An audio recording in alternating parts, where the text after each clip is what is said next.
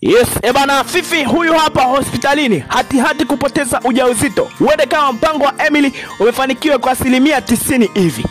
Lakini Dr. Mpando anapitia changamoto nyingi sana kwenye maisha yake. Mpaka leo anamwambia Victoria, najuta sana kukuchagua wewe kuwa mke wangu. Sasa pale tulipoishia katika episode iliyopita ndipo tunapoanzia leo. Twende nyumbani kwa Fifi. Huyu hapa ameshikilia simu anasoma SMS.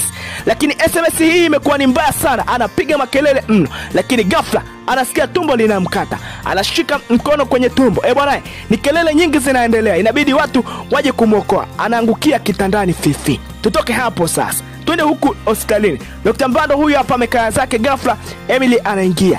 Amekuja na mkwara na sura kauzu sana. Sasa anamwambia Dr. Mpando, umefikia wapi kuhusiana na yule kijana? Lakini Dr. Mpando anamwambia, ukija kwangu unatakiwa uwe na heshima.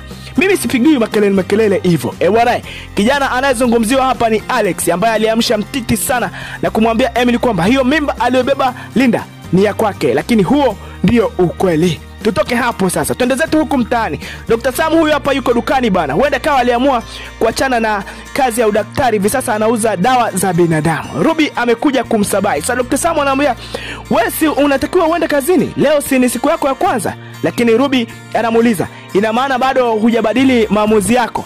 Bana, haya ni maamuzi gani ambayo Ruby anataka Dr. Sam yabadilishe? Je, ni ya kurudi hospitalini au la? Tutoke hapo sasa. Turudi huku kwa Dr. Mpando. Bado akiwa amekaa zake ofisini, Franco huyu hapa na Victoria aliwaita ili wafanye kikao kidogo ambacho kina mashiko sana. Sasa Dr. Mpando anasema, nimekosea sana kuchagua mke Victoria. Nimeishi na wewe nusu ya umri wangu, lakini sioni faida yoyote ile ya kuishi na wewe. Mwisho wake umebakia tu kunisaliti na kunifanyia mambo ya hovyo sana. Lakini ghafla Franco anauliza, kwani majibu yanasemaje? Dr. Mpando anasema, mtoto anaendelea vizuri sana. Hongera mno. Bwana, huyu ni mtoto yupi ambaye Dr. Mpando anamzungumzia na anamwambia Franco anaendelea vizuri?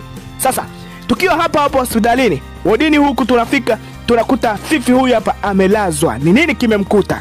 Dr. Mpando huyu hapa, mama Emily, mama Ruby, Dr. pamoja na Fifi akiwa kitandani. Bwana, baada ya Fifi kuumwa na tumbo kule nyumbani alikimbizwa bana hospitalini. Sasa Dr. anasema Fifi amekunywa dawa kali sana za kutoa ujauzito. Kila mtu anashangaa, ni nani huyu amempa Fifi dawa za kutoa ujauzito?